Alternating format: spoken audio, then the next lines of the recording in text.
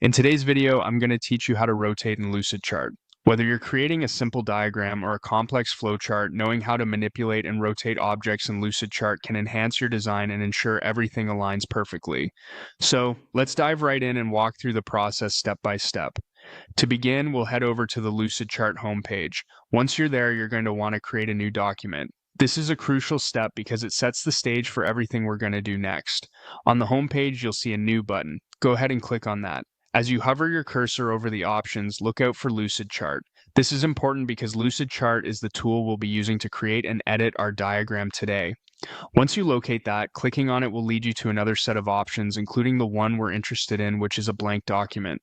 Now that you've selected a blank Lucidchart document, you'll notice a template window pop up. These templates are useful in many scenarios, but for now, let's close that. We want a clean slate to work with as we learn the rotation feature.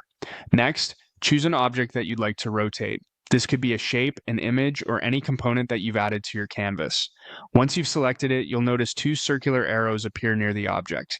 These arrows are your rotation tools. It's time to rotate. Click on the circular arrows and hold the mouse button down.